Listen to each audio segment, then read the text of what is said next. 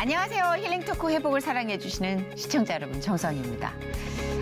제가 사실 요즘 좀 부끄럽게 생각하는 게 이 영상 예배가 활성화되면서 직접 가서 뜨겁게 손을 높이 올려 발품을 파는 그 예배의 진한 맛을 자꾸만 잊을 때가 있어요. 고백합니다만, 이게 편리해진 세상에 내가 정말 이 신앙을 무겁게 지켜낸다는 게 얼마나 힘든 일인가. 그러면서 한편 그런 생각을 해요. 이 신앙을 우리가 자유롭게 누리게 되기까지 신앙이 당연하지 않았던 시절에 목숨을 걸고 순교하신 분들의 그런 핏값인데 우리가 허투루하게 쓰고 있는 건 아닌가. 왜 이렇게 무겁게 시작을 하냐면요. 오늘 문준경 전도사님이라고 혹시 아세요?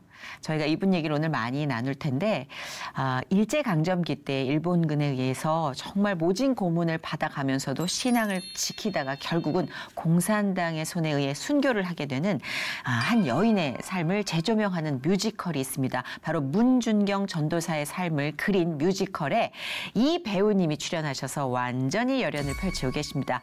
최지영님 모시고 뜨거운 이야기 나눠보겠습니다. 어서 오세요. 안녕하세요. 안녕하세요. 반갑습니다. S본부 리얼리티 프로그램 나는 솔로 12기 현숙 출연으로 사람들의 관심을 모은 뮤지컬 배우 최지영. 성악 전공이었지만 연기에 도전이 생겨 뮤지컬 배우로 전향하게 되고 높은 경쟁률의 뮤지컬 오디션을 지원하던 중에 한국 여성 선교사의 이야기 문준경에 발탁되어 열연을 펼치고 있다는데 내가 아닌 하나님의 무대로 영광 돌리길 소망하는 뮤지컬 배우 최지영의 꿈과 신앙 스토리를 함께 만나본다. 근데 사실 너무 부끄러운 고백을 또 하자면 제가 이 문준경 전도사라는 이름을 처음 들어요. 그러니까 이게 부끄러운 고백입니다. 사실 신앙생활을 하면서 이런 우리가 알아야 할 그런 분들을 기억하고 있어야 되는데 뒤늦게 이렇게 알게 해주셔서 감사하고 우리 배우 최지영 님도 굉장히 궁금해요. 일단 뮤지컬 문준경이 다음 달에도 공연이 있다고 들었어요. 네, 맞습니다. 네, 초청 공연으로 이제 1월부터 11월까지 이렇게 1년간 사역을 하고요. 이제 12월 말에는 아예 극장 공연으로 고정으로 이렇게 공연을 하는데 참 뜨거운 은혜네요. 일단 네, 뮤지컬 그렇죠. 소개부터 좀 해주실 수 있어요? 뮤지컬 문준경 어떤 작품인가요? 아까 말씀해 주셨던 것처럼 이제 한국 최초의 여성 순교자이시고요. 그리고 온 생애를 복음의 인생을 바치신 분이에요. 네. 17세에 이제 결혼을 하셨는데 아이고. 그때 이제 아이를 낳지 못했는다고 맞아요. 쫓겨났다면서요? 소박을 맞으시고 그 당시니까 그랬어. 하여튼 요즘 같으면 어림도 없는데. 그렇죠. 진짜 가만두지 않을 거야. 근데 어찌됐든 그 어린 나이에 결혼을 했다. 소박을 맞은 거예요? 네, 맞아요. 그래서 그 결혼에 대한 소망이 되게 크셨어요. 왜냐하면 문 씨 집안의 셋째 딸이었는데 굉장히 영특했고 글을 되게 배우고 싶어 했던 그런 소망이 계셨는데 또 여자라는 이유로 못 배우게 하셨고 거기에 대한 한과 또 결혼 생활은 되게 행복하셨다는데 아이를 낳지 못하니까 이제 첩을 들이게 돼요, 남편이. 그 문중의 어른들이 가만두지 않았겠죠. 그렇죠. 그래서 첩을 들여서 결국은 쫓겨나기까지 한 거예요. 네, 속박 맞고 참. 그래서 이제 목포에서 싹바느질집을 하시면서 이렇게 하루하루 보내시다가 어느 날 전도 부인을 통해서 복음을 만나게 되고 그때부터 이분의 인생이 달라져요. 그래서 그때부터 이제 증도와 여러 지역에 복음화를 하시면서 이제 공산당에 의해 순교 당하시기 전까지 많은 교회를 세우시고 이 성결교단에서 정말 대표적인 인물이세요. 그렇구나. 그분을 이렇게 몰랐다니 정말 무식합니다, 제가. 근데 사실 이런 역할을 맡게 되면 배우로서는 두 가지 마음이 들 것 같아요. 하나는 너무 영광이다. 그리고 하나는 무겁다. 사명감이 있잖아요. 맞아요. 어떤 느낌이셨어요? 사실은 너무 어려워요. 아직 어리시니까 또. 제가 아마 제일 최연소 문준경일 텐데 이 작품이 거의 10년 이상 하고 있고 저는 이제 시즌 2에서 합류해가지고 잠깐 하고 다시 이제 리바이벌 할 때 투입된 건데 아직 또 사실은 이걸 내가 잘하고 있는 걸까? 내가 이걸 완벽하게 소화해낸다고 해서 잘하고 있는 걸까라는 고민을 많이 하면서 그냥 그저 하나님 그냥 제가 할 수 있는 거 이상으로 그냥 은혜를 부어주세요. 관객에게 내 힘을 뛰어넘어서 전달해 주세요 하고 기도하면서. 그럼요. 그 방법밖에 없어요. 예, 우리가 전달하고자 한다면 맞아요. 그건 정말 한계가 있는데 뛰어넘는 주님의 은혜가 반드시 있을 거라고 저는 생각해요. 그거를 예상하셨기 때문에 이미 하나님이 디렉팅 들어가신 거 아닐까요? 그런 것 같아요. 너무 어려워요. 근데 진짜 이거 어려운 작품이에요. 네. 왜냐하면 또 이 배우로서 성극이잖아요. 성극이다 보니까 뭔가 이게 종교적인 은혜를 생각 안 할 수가 없잖아요. 사람들에게 맞아요. 끼치는 선한 영향력. 그럼 2배로 무게감이 느껴질 것 같아요. 네, 노래를 멋있게 한다고 되는 그게 아니고. 맞아요. 저는 여기서 이제 자살 시도라는 그 씬이 있는데. 아이고. 항상 여기를 저는 정말 거의 피땀 흘려가면서 하거든요. 이때 줄줄 오는데 이때 다음에 바로 교체되는 게 몇 년 뒤에 이제 문 전도사님이 삭바느질집을 홀로 이렇게 외로운 여생을 보내는 그 씬으로 바로 탈바꿈되는데 그 전까지 막 피땀 흘리고 울다가 옷만 갈아입고 바로 나가서 이렇게 바느질하고 있거든요. 이미 그때 전도 부인으로 들어오는 배우가 저를 볼 때는 이미 이렇게 얼룩덜룩 눈물 자국이. 그래서 세월이 더 있어 보여요. 오히려 약간 노림인가? 그렇죠. 약간 그때 10년 늙었어요. 이미. 그런 노림수인가? 네. 근데 호흡이나 이런 걸 다듬기도 진짜 어려운 아주 밭은 상황인데. 네. 오히려 근데 그 울고 이제 그 슬픈 것 때문에 이 사람이 외롭구나, 공허하구나를 더 보여줄 수 있는, 극대화할 수 있는 장치가 아닌가. 그리고 일단 약간 탈진이 돼버려가지고. 맞아요. 그때는 뭔가 힘을 낼 수가 없고. 그렇구나. 근데 매 씬, 매 무대에 한 장면 한 장면 다 하얗게 갈아 넣어야 될 것 같다는 생각? 맞아요. 강약이 아니라 이제 약간 강강강강일 것 같은 느낌. 어떻게 하셨어요? 그냥 왜냐면 문전도사님의 삶이 지금 언뜻 듣기에도 뭐 쉴 수 있는 구간이 없네요.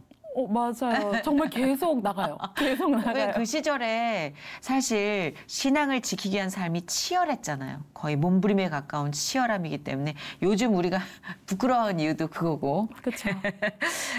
근데 그 뮤지컬이나 뭐 작품 가운데 노래가 진짜 많이 있잖아요. 네. 혹시 대표곡 잠깐만 소개해 주실 수 있어요?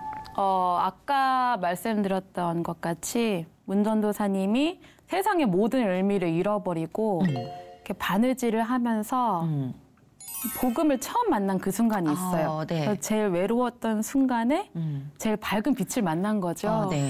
그때 부르는 노래가 외로운 밤이라는 곡인데 요거 잠깐. 감사해요. 선물이란 말 그 다정함 왠지 마음이 끌려 다차 구원이 뭘까 이 책에 이끌려 가네 의미 없던 내 삶에도 위로가 찾아올까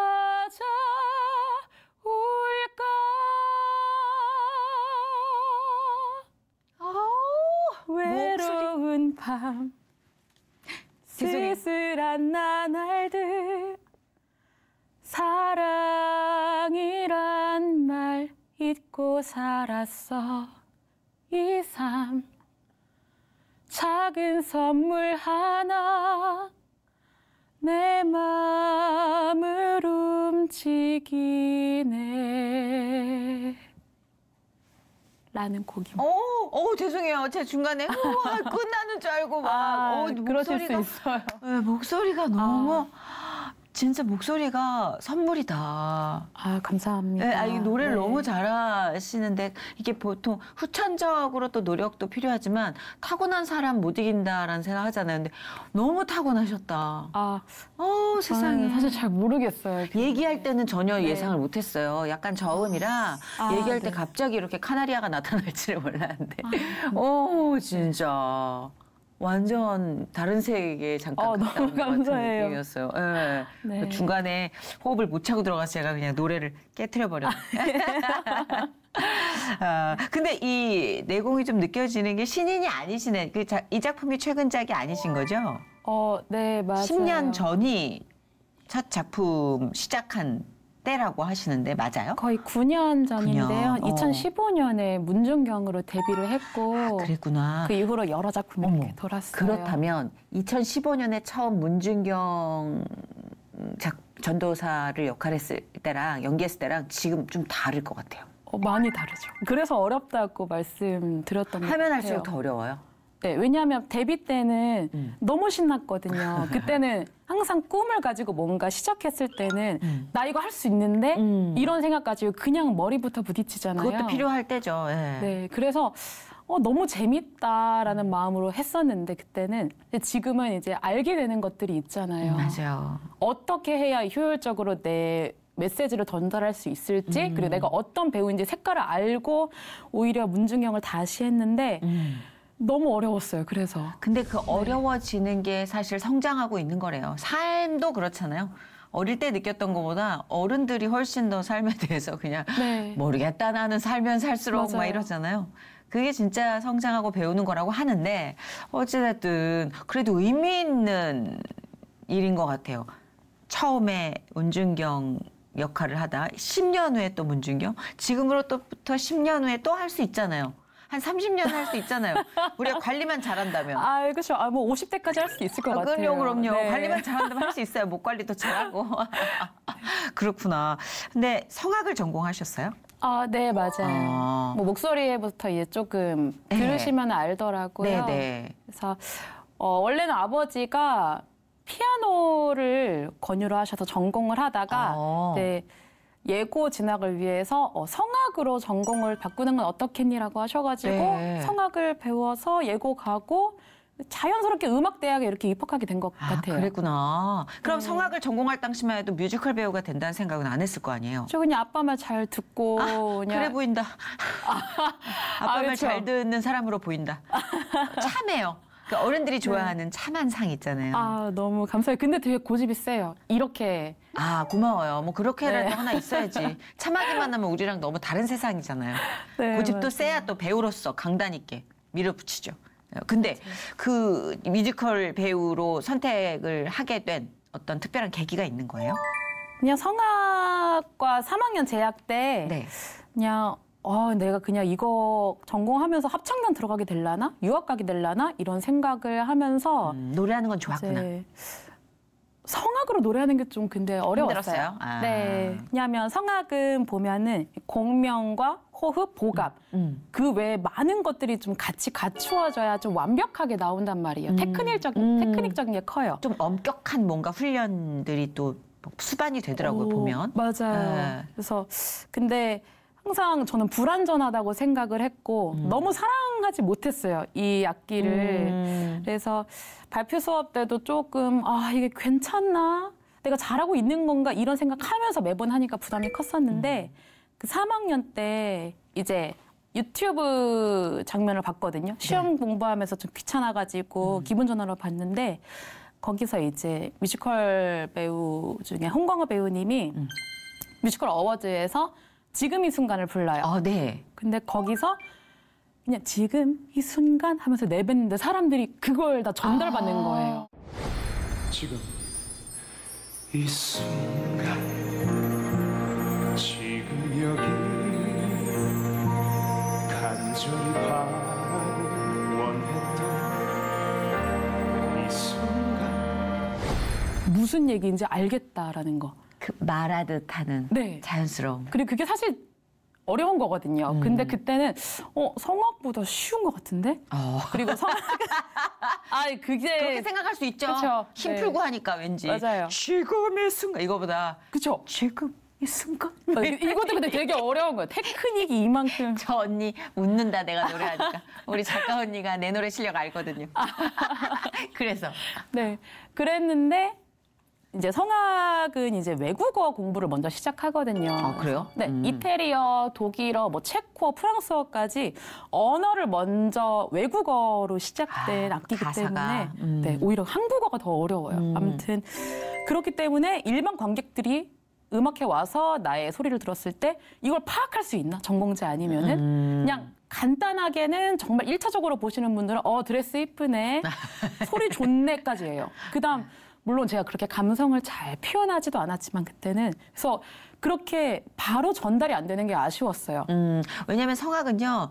듣는 분에게도 어느 정도의 전문적인 소양이 요구가 되잖아요. 맞아요. 맞아요. 그래서 조금 어렵고 진입장벽이 높다고 해서 크로스오버로 전향하신 분도 많고 또 뮤지컬 선택하신 분도 많은데 그건 개인의 기질인 것 같아요. 네. 그러니까 아무래도 지영 씨가 좀 자유분방한 기질을 갖고 있었던 거 아닐까. 네. 네. 그래서 나는 이 뮤지컬 쪽으로 한번 도전해보고 싶다.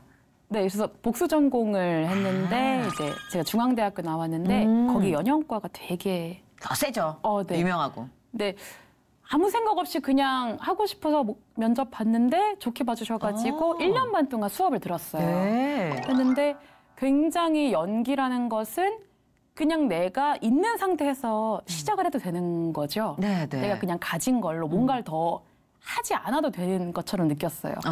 그래서 연기를 해보고 재밌다. 그래서 이거 내가 좀만 하면 될 것 같은데라는 이상한 용기가. 근데 그게 필요해요. 좀 더 생각이 깊으면 아무도 시작을 못 해요. 그렇죠. 시작은 조금 단순한 계기가 좋은 것 같더라고요. 맞아요. 그래서 딱 하니 질러버렸군요. 예, 근데 하면 할수록 막 매력 있어요? 사실 이것도 하면 할수록 어려워. 그러니까 똑같아요. 한 2, 3년간은 내가 왜 그랬지? 왜냐하면 오디션 같은 것도 저는 붙으려고 가는 게 오디션인 줄 알았거든요. 근데 이제 연차가 많이 쌓인 이제 친한 배우 언니가 말해주는 게 오디션은 떨어지려고 가는 거야라는 말을 하더라고요. 와, 와닿지 않는다. 그렇죠. 근데 그게 어떤 말인지 이제는 이해하는 게 마음을 내려놓고 가야 돼요. 그러니까 준비는 최선을 다하되 나 이거 붙을 거야라고 하다 보면은 지금도 제가 돌아보면 오디션이 붙은 것보다 떨어진 게 진짜 많거든요. 근데 그 기대를 다 안고 이걸 다 보다 보면은 내가 상처받기 너무 쉬운 환경인 거죠. 그렇죠. 네, 맞아요. 그래서 어느 정도 내려놓고 가라. 그러면 기대하지 않았는데 그게 되는 거죠. 그리고 또 그런 것 같아요. 사실 인정받고 사랑받고 싶어서 연기를 시작했던 것 같거든요. 근데 심사위원들이 그러니까 저를 이렇게 보시는 분들은 보이는 거예요. 얘 딱 그 힘이 들어가 있네. 그렇죠. 얘 약간 조금 도취돼 있네. 그게 좀 보였던 것 같아요. 근데 귀엽지 않아요? 나는 내가 심사위원이라면 어느 정도 이런 풋풋함 뭐 점수에서 그렇게 감점으로 쓰질 않을 것 같아. 난 오히려 20대에 막 아주 세상 다 산 것 같이. 그건 막 윤복희 선생님 같이 막 되게 한 60년 짬을 갖고 있는 그런 퍼포먼스가 난 더 거부감이 일 것 같아. 어릴 땐 그 풋풋한 매력이잖아요. 맞아요. 근데 오디션을 많이 오셨다 그러면 그 볼 때마다 엄청 기도를 또 많이 하지 않았을까? 안 하고 안 했어요. 모태신앙이에요 혹시? 네 맞아요. 네. 그래 약간 그 오로라가 있어. 모태들의 오로라가.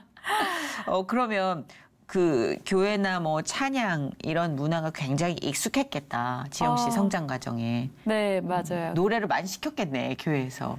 근데 사실 노래를 그렇게 잘하지는 못했고요. 어릴 그래요? 적에는 사실 혼자 있는 시간을 많이 좀 가졌었던 것 같아요. 어릴 적에 이렇게 그림 그리는 거 좀 좋아하고 또 자기 세계가 좀 강했어요. 돌아보면은. 지금도 살짝 대화 중에 느꼈어요. 진짜. 약간 묘하게 4차원이다. 저는 많이 정상화됐다고 생각했는데 왜 아닌가요? 느꼈냐면 지영 씨가 막 얘기를 하다 제가 이렇게 톡 들어가잖아요. 그럼 갑자기 지영 씨가 맞아요. 그리고 뭔지 알죠? 그럼 이렇게 리액션을 네 맞아요 이 정도가 아니라 되게 신세계를 발견한 것처럼 저를 봐주는 거예요.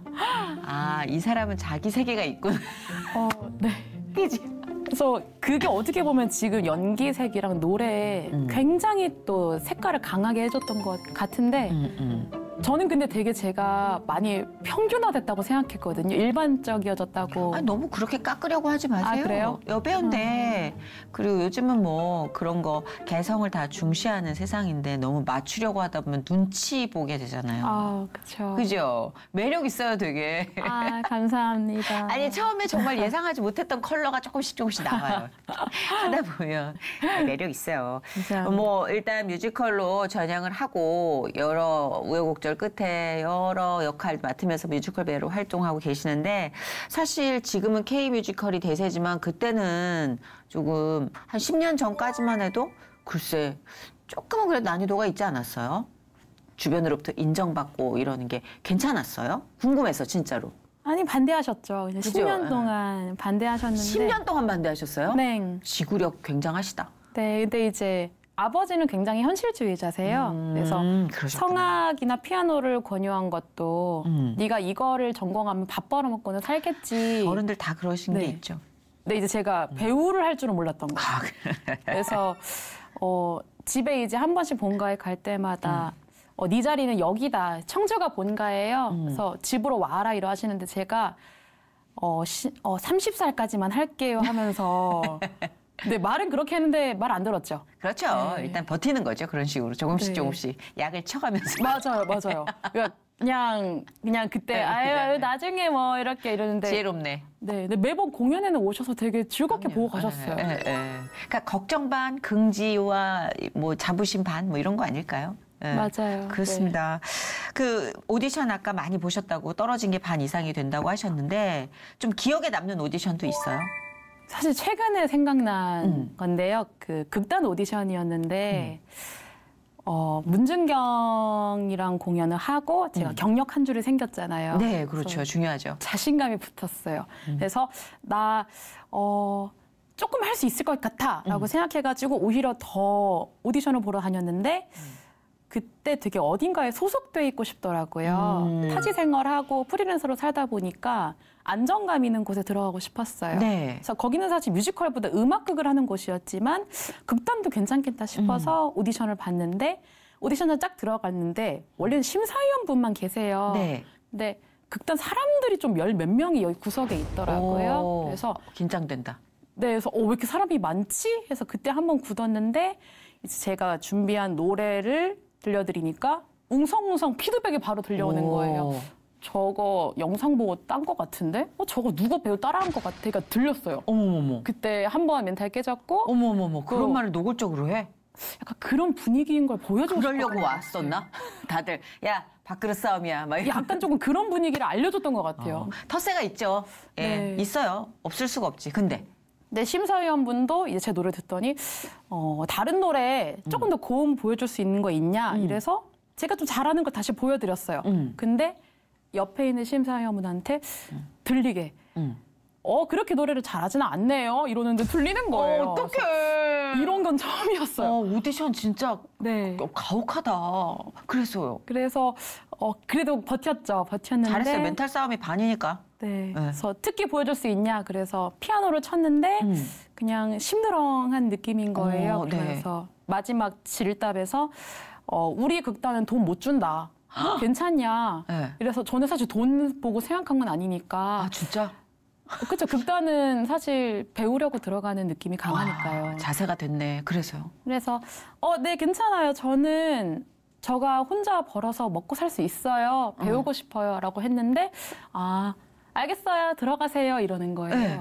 근데 이제 그때 깨달았죠. 안 됐네라는 거를 직감할 수 있었어요. 진짜. 네. 그래서 그때 제가 이제 처음 서울 타지 생활하고 고시원에 살았었는데 제일 싼 방 들어가 있는다고 햇볕이 안 드는 방이었거든요. 뭔가의 그런 패배감 같은 거에 집에서 일주일 동안 안 나왔었어요. 그냥 먹고 자고 울고 먹고 자고 울고 이러다가 쭉 이제 밤에 조금씩 그래도 조금씩 나오기 시작하면서 회복되는 좀 시간이 걸렸지만 그게 조금 그때 좀 저에게 멘탈을 흔들리게 했고 반대로 또 멘탈을 잡아준 그거 이후에 그만한 오디션이 없었어요. 저를 흔든. 그게 유독 좀 냉혹한 오디션이었구나. 네. 그리고 약간 드라마에서 일부러 작정하고 쓴 장면이 아니면 그런 오디션 매너가 없죠, 요즘. 네. 드물죠. 근데 그 덕분에 맷집이 좀 생긴 거죠. 맞아요. 지금 맷집 간증이 들어간 거잖아요. 그쵸. 사실 성공 사례보다. 네, 오랜만에 생각이 나가지고 이런 일도 있었지. 근데 잊고 살고 있더라고요, 제가. 지금은. 근데 그거 진짜 중요한 체험을 하나님께서 허락하신 게 멘탈이 반 이상이에요. 여기는 맞아요. 성공을 해도 멘탈이 약하면 그 성공을 부여잡을 수 있는 뚝심이었거든요. 그래서 어찌 보면 하나님이 멘탈 교육만 한 10년 시키시나? 막 20년째 멘탈인가 막 이런 네, 맞아요. 그런 배우들 되게 많잖아요. 맞아요. 값진 경험하셨네. 신앙적으로는 아까 뭐 네. 이게 모태신앙이지만 기도를 매 오디션마다 하지 못했어요라고 하셨지만 누군가는 나를 위해서 기도해요. 그죠? 아, 그럼요. 근데 그 대표적인 인물이 할머니셨다고. 할머니의 새벽 기도가 지영 네. 씨의 삶에 거의 기반이 됐다고 고백을 해주셨는데 우리 작가분과의 인터뷰에서 어떤 분이세요, 할머님은? 친할머니신데요. 할머니가 오히려 문중경을 하셨어야 하는 거 아닌가 싶을 정도로 굉장히 단순한 신앙의 결론으로 사세요. 그러니까 신앙은 사실 과정은 복잡하지만 결론은 단순해야 조금 흔들리지 않고 믿을 수 있는 것 같거든요. 그렇죠. 네. 근데 그런 신앙으로 사시고 항상 새벽 기도를 새벽 4시에 이제 운동하시고 새벽 기도를 하루도 빼놓지 않으셨던 분이신데 그러니까 지금 돌이켜 보면은 할머니가 이렇게 복음 신앙을 위해서 항상 기도하시고 예배하시고 그리고 항상 얘기하세요. 너 남편은 믿는 사람이어야 된다고. 왜냐면 할머니가 그렇게 믿는 사람이어서 결혼했거든요. 할아버지랑. 예. 안 믿는 그 상황에서. 진짜 귀한 만남이다. 그때는 그러니까요. 신앙인이 서로 종교가 맞는 경우가 참 드물잖아요. 맞아요. 근데 그거 하나만 보고 결혼하셨대요. 그래서 그때 그 기도가 사실 돌이켜보면 저희 집안을 좀 지탱해주고 제가 흔들려도 다시 세워준 기반 아니었나라는 생각이 들었어요. 그러니까 왜 그 할머님 이야기가 떠올랐냐면 아까 고시원에서 밤에 일주일 동안 밖으로 안 나오고 울고 또 그냥 깼다가 또 울고 이랬다는데 점점 회복이 되어 갔다고 했잖아요. 그게 저절로 회복되어지지 않거든요. 더 나빠지는 경우는 맞아요. 흔하지만 저절로 회복된다는 건 누군가 정말 목 놓아 울면서 기도해줬기 때문이거든요. 예, 그 생각이 문득 들었어요. 그럼 지금 지영님도 기도를 어느 정도 하시면서 신앙생활을 좀 다잡아가고 있으신 거예요? 기도는 저녁에 항상 하루를 마무리하는 기도를 하고 아침에 말씀을 읽어요. 거봐, 나보다 훨씬 낫네. 아니에요. 그래서요? 네, 가끔 깜빡할 때도 있지만 내가 지금 신앙이 지금 온전히 잘 서 있나? 라는 의심이 들 때 다시 이제 회복이 되거든요, 그 기도가. 조곤조곤 기도할 때도 있고, 정말 좀 솔직하게 말씀드리면 하나님하고 약간 속상해서 좀 싸운 적도 있고요. 그때 별말을 다 하는데, 근데 그 기도가 있는 한 주는 다르더라고요. 확실히. 네. 맞아요. 우리가 똑같은 상황이라도 기도가 있는 순간과 없는 순간. 너무 달라요. 결이 너무 달라. 맞아요. 그렇죠. 진짜. 그 뮤지컬 문준경 이 외에도 또 많은 성극을 또 하셨나요? 사실 문준경으로 데뷔를 하고 저는 내가 기독교 극을 잘하는 배우이지 않을까 싶어서 기독교 극만 보러 다녔는데 거기선 또 떨어졌어요. 아니 잘 하실 것 같은데. 그러니까요. 저도 잘할 줄 하긴 알았는데. 뭐 우리가 그거를 우리 임의대로 어떻게 결정해요. 떨어짐도 그러니까 성경을 보면 승리도 패배도 주의 손 안에 있으니까 이유가 있으시겠죠. 맞아요. 근데 오히려 그렇게 이제 그냥 일반 관객들을 만나는 공연을 하면서 이제 근데 큰 공연을 막 하고 싶었는데 항상 제 뜻대로 아무것도 안 되는 거예요. 맞아. 우리 뜻대로 되는 거 없어. 그런 작은 공연들도 일반 극이었지만 뭔가 철학적인 메시지나 사람을 위로하는 메시지가 항상 들어있는 공연들을 했었어요.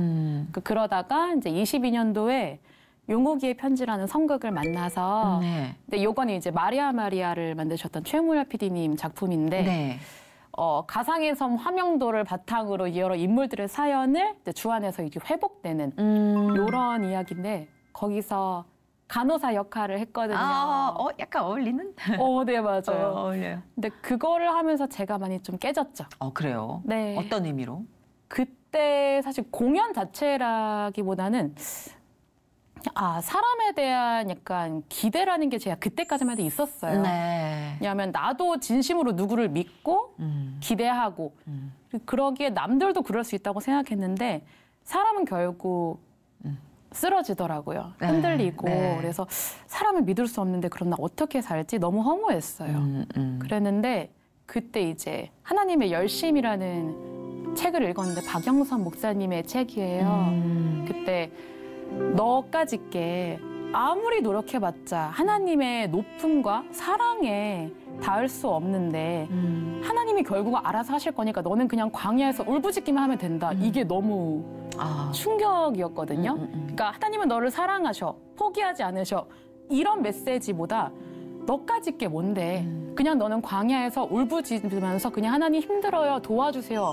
외치면 그 가운데 하나님이 그 하나님의 열심으로 너의 사랑의 깊이 눈을 뜨게 하실 거다. 그 깊이를 알게 하시고 너는 하나님 수준에 조금 더 올라갈 거다라는 건데 그때 하나님의 전지전능하심, 놀라우심을 그때 깨달았어요. 그때 이제 그 성극과 그리고 그 하나님의 열심이라는 책을 통해서 아, 하나님은 정말 전지전능하셔. 하나님의 사랑은 너무 지독하고 나를 포기하지 않으셔라는 거를 그때 처음 알았어요. 되게 뜨거운 깨달음이다. 그렇죠? 네. 그 전까지만 해도 그냥 하나님은 따뜻해 이런 정도였다면 맞아요. 불같은 사랑을 깨달아버린 각성의 시간이네요. 맞아요. 되게 필요하잖아요. 그거 맞아요. 재산이야 정말. 맞아요. 그때와 지금의 약간 세상을 바라보는 가치관 같은 게 좀 달라졌어요. 그렇죠. 따뜻함은 도피처가 될 수 있는데 맹렬하게 타오르는 뜨거움은 내 맞아요. 무기가 될 수 있거든요. 맞아요. 예, 맞아요. 진짜 좋은 경험하신 것 같네요. 좋은 경험하니까 생각났다. 아니, 내가 이렇게 보다 보니까 나는 솔로에 출연 경험이 있으시네. 이건 너무너무 결이 다른 얘기인데 너무너무 솔깃해서 S본부에서 하는 연애 이 체험 프로그램이잖아요. 네, 맞아요. 제가 그렇게 꽁냥꽁냥을 별로 안 좋아해가지고 안 보는데 내가 16기 맞나? 하도 거기 말도 많고 탈도 많아서 맞아요. 12기요? 네, 저는 12기에 되게 어렸을 때 나간 거네 그러면? 저 그 용우계의 편지 끝나고 거의 출연을 하게 된 건데 아, 그렇구나. 이게 근데 기수가 계속 바뀌니까 뭐 1년에 한 기수가 아니긴 해요. 그죠? 네. 코로나 때예요? 이때가? 맞아요. 그때 약간 종식 전쯤이었는데 어떻게 나가게 된 거예요? 사실 코로나 때니까 그때 이제 제가 하고 싶었던 작품이나 일이 좀 끊긴 상태였거든요. 공연하는 분들 너무 힘들었어요 그때. 맞아요. 막 택배 하시고 막 이랬다니까. 예, 2잡, 3잡 막 이렇게. 맞아요. 근데 그래서 그때 이제 아 내가 이제 뭘 하면서 먹고 살아야 되지? 라는 생각을 했는데 이제 동료 지인 배우가 너 노래 잘하니까 너 방송도 해봐. 너무 너를 공연으로 제한하지 마라고 그랬고 아 그래 해서 방송에 이제 이렇게 지원서들을 낼 수 있는 걸 다 냈는데요. 네. 단메일이 온 게 나는 솔로였어요. 이상해요, 너무. 나는 솔로에 최적화돼 있어요. 아 정말요? 현숙. 이거는 빼도 박도 않고 현숙이다. 아 현숙의 이미지가 있잖아요, 역대급. 맞아요, 맞아요. 네. 다나하고. 네, 근데 할 말 다 하는 캐릭터인 것 같던데. 아, 그래요? 네. 네. 재밌었어요? 아니 돌아보면은 이제 잊지 못할 되게 좋은 추억이었고. 아니, 나는 솔로로 내가 인생이 바뀌었다라는 고백을 했는데 왜요? 그 프로그램을 통해서 약간 저라는 사람을 좀 다시 알게 됐어요. 네. 진짜 객관화가 됐구나. 네, 맞아요. 어떻던가요? 객관화가 돼서 새롭게 알게 된 지영이는 어떤 모습이던가요? 그러니까 저가 공연만 했잖아요. 네네. 그러니까 공연은 관객하고 멀기 때문에 에너지를 줘야 돼요. 네, 맞아요. 그래서 계속 에너지를 키워왔고 전달을 목표로 했어서 네. 에너지가 조금 이렇게 조금 열려진 상태랄까? 근데 그런 상태에서 제가 카메라에 나오니까 악플이 진짜 많이 달리더라고요. 나댄다고 제 약간 너무 과장한다. 진짜 안 좋았어요. 반응이. 뭐 거기는 악플을 뭐 옵션으로 달고 사는 것 같은데. 그래서 어찌됐든 상처받았겠다. 저는 좋을 줄 알았는데 약간 궁금하잖아요. 저에 대한 피드백이. 근데 저 여자 너무 빌런 냄새가 나 이러는 거예요. 그래서 왜냐하면 제가 이제 너무 솔직하게 이제 인터뷰를 하고 그때 생각했던 가치관을 못 감췄구나. 근데 진짜 그렇게 생각했었어요. 4차원의 결을. 그쵸. 근데 이제 사람들이 보기에는 너무 셌던 거예요. 뭐 TV는 아무래도 보편성을 추구하다 보니까. 맞아요. 그래서 표정도 이렇게 무대에서 보면 괜찮은데 TV로 이렇게 막 몇 인치 TV로 저를 보니까 막 눈 커지고 막 목소리 크고 할 말 다 하고 이러니까 사람들이 그게 조금 뭔가 부담스러웠나 봐요. 그래서 뭐 축구 선수 뭐 은바페 닮았다 그러고 저는 처음 알았어요. 참 은바페라는 사람들 참 정말 인물을. 근데 되게 잘생긴 흑인 선수고 알아요. 누군지 잘 저도. 나가는. 네. 그래서 되게 크잖아요. 맞아요. 웃을 때 똑같다고 그래서 그런 말도 들어봤고. 뭐랄까 예리한데 가혹해. 맞아요. 온기 없는 예리함. 그래서 이런 얘기들을 왜 할까라고 생각했을 때 뭔가 조금 뚫고 나오는 그런 아우라라든지 느낌이 조금 뭔가 크구나. 그럼 내가 나중에 방송 연기를 할 때는 그런 거 좀 조절해서 해야겠다. 그런 거. 지혜롭다. 네. 그러니까 상처를 상처로만 기억하는 게 아니라 이걸 잘 활용해서 네. 다음 때 발판으로 쓰면 되지 뭐 이런 제일 무서운 성격이야. 왜냐하면 경쟁력 있는 성격이에요. 정말. 살아남는 사람들 거의 그렇거든요. 생존에 대한 본능이 있구만. 근데 바로는 아니었고. 그럼요. 그렇죠, 맞아요. 그래서 잘 됐어요? 네. 거기서 유일하게 커플이 됐던 사람이라서. 나 진짜 궁금한데 그럼 이렇게 사귀는 게 이렇게 돼요? 사겨요? 저는 진짜 사귀었어요. 사귀는구나. 네. 근데 이 얘기를 지금이 이젠 말할 수 있다. 그분과는 정리가 됐어요? 네, 친구로 좋은 그럼요. 친구? 응원하는 친구로 지내고 있어서. 응원하는 타인.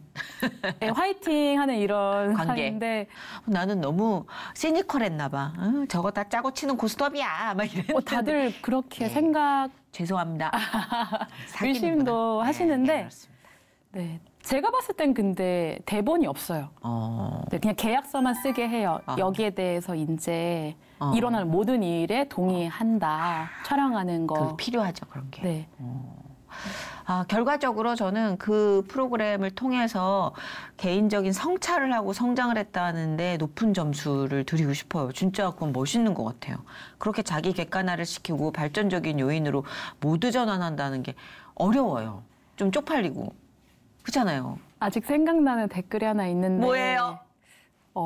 이게 제 편을 들어주시는 분들도 있었어요. 네, 감사하네요. 인터넷상에서. 그러니까 오프라인에는 오히려 저를 되게 좋아해 주시는 분들이 많아가지고 네. 결국 내가 힘들어하고 어려워하는 건 이 인터넷 세상인데 그거는 안 보면 된다라는 걸 좀 나중에 깨달았는데요. 네. 근데 한참 궁금했을 때 찾아봤는데 막 싸우는 거예요. 제 편과 그런 제 거 편이 있죠. 아닌 사람. 있죠. 근데 이제 제 편이 아닌 사람은 그때 이제 만나던 사람이 대기업에 다니는 좀 훈훈한 친구였는데 뮤지컬 무명 배우가 이제 저런 대기업 남자를 잘 낚아챘다 이러니까 제 편을 들어주는 사람인 것 같은데 그 사람이 아니다. 뮤지컬 무명 배우가 대기업 남자 만나는 게 문제냐 이러는데 둘 다 무명 배우를 얘기하고 있는 거예요. 그래서 내가 무명 배우구나. 내가 나는 되게 열심히 나를 알린다고 생각했는데 난 무명이구나. 그때 이제 객관화가 됐죠. 무명. 오케이. 이게 누구 편을 들어주는지. 네, 그래서 사실 제 편을 들어줬다고 생각하고 싶어요. 감사한 건 이제 편이라고 우리가 생각하고 나에 대한 관심으로 그렇게 논쟁까지 가졌다는 게 감사하지만 자세히 들여다보면 그 싸움에 나는 없다. 맞아요. 되게 열심히 항상 싸우고 있더라고요. 저도 저에 대한 악플이나 뭐 이런 걸 때 이제 지금은 신경 안 쓰지만 안 쓰는 척하지만 그때는 이제 쓰잖아요 많이. 네. 그러면 막 싸우는데 그 싸움에 난 없어. 맞아요. 난 철저히 배제됐어. 네. 처음에만 간판 요만하게 달아놓고 그 다음부터 쫙. 둘의 이제 두 분의 전쟁인 문제예요. 거죠. 두 분의 분쟁. 좀 알면 알아갈수록 이렇게 남과 다르지만 그래서 더 오래 여운이 남는 매력이 있어요. 네, 우리 최재형 배우님께는 친구들에게만 그걸 들키지 말고 이제 대중들에게도 그 매력을 좀 많이 어필하셨으면 저도 그랬으면 좋겠어요. 그러니까 네. 나는 솔로가 아니더라도 얼마든지 매체가 많잖아요. 특히 뮤지컬, 사랑하는 장르. 거기서 앞으로 최지영 님이 어떤 역할을 맡게 되실까 궁금한데 개인적으로 좀 뜨겁게 나 이거는 죽기 전에 한번 맡아보고 싶은 역이에요. 열망하는 게 있어요? 사실 저 요거 출연한다고 했을 때 너무 궁금해가지고 쫘라락 봤거든요. 방송들을. 근데 조정은 배우님이 출연한 걸 봤었어요. 네네. 너무 사랑하는 배우님이라서 사실 그분의 연기색도 약간 저랑 닮아 있다고 느꼈고 물론 그분은 더 깊은 뭔가 약간 차분한 단아한 그럼 뭐 연차나 경력 무대에서 쌓은 그 누적된 경험을 무시할 수는 없잖아요. 맞아요. 네. 근데 너무 좋아하는 분인데 그분이 이제 했던 뮤지컬 엘리자벳이라는 그게 있거든요. 대작이죠, 대작. 그분이 할 때 봤었어요. 지금은 이제 다른 공연을 하고 계시는데 네. 그때 그게 저한테는 전설의 그분이 해서 되게 저에게 많이 뭔가 와닿는 게 많았던 극이었고 그걸 죽기 전에 한번 해보고 싶다라는 생각이 있어요. 그것도 전생애를 그리는데 그렇죠. 엘리자벳 1세. 너무 어렵거든요. 사실 그것도 모든 순간에 엘리자벳이 나와서 이제 나의 갈등이 이래, 나의 사랑이 이래, 나의 원하는 건 이거야를 이 전생애를 통해서 얘기를 하는데 그렇기 때문에 더 해보고 싶어요. 그죠. 그쪽도 풍파의 상징이기 때문에 맞아요. 정말 강강강강인데 맞아요. 그래서 여배우들이 노리는 정말 꿈의 역할이기도 합니다. 듣고 보니까 누구의 어떤 역할, 누구의 레베카, 누구의 엘리자벳 뭐 이렇게 앞에 이름이 붙는 게 이분들에겐 굉장한 트로피일 것 같아요. 맞아요. 나중에 와, 한 5년 후, 10년 후에 어떤 후배가 나와서 저는 최지영 배우님의 엘리자벳을 보고 그 역할을 꿈꾸게 됐어요. 이게 나에게 주는 큰 관 아니에요? 그렇죠, 맞아요. 네. 그런 날이 올 거예요. 그럼요. 감사합니다. 그런 날이 오기를 전 뜨겁게 중보하겠습니다. 기도 제목 알려주세요. 우리 함께 또 기도를 해야죠. 저는 지금 사실 작품 활동을 쉬고 있어요. 네네. 그래서 좀 일상을 좀 일을 하면서 보내고 있는데 또 이게 안정감이라는 게 들어가면 좋지만 또 이제 새로운 자극과 제가 주 종목이었던 걸 안 하니까 네.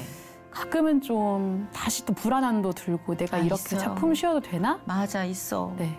근데 이전까지는 내가 인정과 사랑을 받으려고 연기를 했다면 이젠 다른 사람이 되어야 되는 거죠. 번데기를 통해서 애벌레가 나비가 되는 거 완전 다른 얘기라고 생각하거든요. 그래서 근데 지금 이 순간에 허락하신 건 이유가 있을 거라고 생각하고 지금 이를 통해서 하나님이 내가 어떤 당신의 메시지를 알기 원하시고 어떤 걸 깨닫기 원하시는지 그거를 좀 알고 싶고 그리고 제가 그전까지는 좀 저를 위한 기도를 많이 했는데 남을 위한 기도를 많이 할 수 있는 중보자가 되었으면 좋겠고 그래도 연기할 때 하나님이 항상 당신을 드러내기 위해 저를 쓰신다는 걸 잊지 않았으면은 중요한 지적이네요, 진짜. 항상 있거든요. 근데 네, 맞아요. 잊지 잊기 쉬운 않기를. 직종입니다. 네. 네, 그 어떤 환호와 박수에 매몰돼서 내가 이 자리 주인이구나라고 착각하기 쉬운 그라운드가 방송이거든요. 네. 네, 마찬가지죠, 무대도. 그래서 주인공이 하나님이심을 네, 맞아요. 잊지 않는. 그게 맥락인 것 같아요. 우리 최지영 배우님의 가장 큰 기도 제목. 어떤 자리에 앉더라도 주인은 하나님이시라는 걸 잊지 않는 배우 최지영이 되게 해달라고. 네. 너무 멋진 제목을 얘기해 주셨네, 결과. 궁극적으로. 뮤지컬 문준경이 재공연되는 건 언제부터예요? 초청 공연으로 지금 항상 교회에서 요청하면은 가는 거고요. 뭐 네. 전국 어디든 열려 있는 거네요? 정말 모든 곳을 가요. 네. 그것도 굉장히 큰 경험과 도전이 되겠다. 사실 힘들죠. 힘들죠. 육신은 진짜 네. 굉장히 고달픈데 제가 개그맨 후배들한테 그런 얘기를 하거든요. 고생이 보따리라고 생각하지 말고 고생이 니네들 컨텐츠라고 생각해야 된다. 이 말 들었었어요. 그래서 맞아요. 저희는 왜냐면 고생이 없으면 얘기가 안 나와요. 서사가 없어요. 그러니까 뭐 서른 받았던 얘기도 희화시킬 수 있고 모든 얘기는 뿌리가 있어야 되잖아요. 네. 근데 곱게 부잣집 막내 도령으로 자란 애들이 웃기는 경우는 못 봤어요, 제가. 그렇더라고요. 뭐 부잣집 막내 도련님인데 웃기시다면 죄송합니다. 통계적으로. 그래서 배우에겐 서사가 많이 필요한 것 같고 그 서사가 나에게 허락됐다는 거에 대해서 어찌 보면은 좀 모두 전환해서 감사를 느끼게 돼야 되는 쉽진 않습니다. 남의 일이니까 편하게 얘기하는 거예요. 그렇게 된다면은 행복할 것 같아요. 모든 순간이. 지금 그렇게 잘 하고 계시잖아요. 하나님 보시기에도 너무 예쁘실 것 같아요. 부러워요. 저도 그 고운 심정을 좀 배워야 될 것 같은데. 난 좀 곱지 거칠다. 않아요. 곱지 않아요. 아니야, 언니보다 고와. 오늘 함께 하셨는데 어떠셨어요? 조금 많이 긴장된다고 그러셨는데 편안하게 얘기 잘 하시는데 뭐. 속은 긴장 엄청 하고 그래요? 있는데요. 너무 편안하게 이끌어 주셔서 너무 좋았어요. 재밌는 친구예요. 이렇게 얘기하다가 눈이 이만해져 갑자기. 맞아요. 그 정도예요? 슬로우로 걸려요. 맞아요. 즐거웠습니다. 오늘 귀한 자리 만들어주신 하나님께 너무 감사드리고 우리 최주영님의 모든 무대를 응원하겠습니다. 감사합니다. 축복해요. 감사합니다.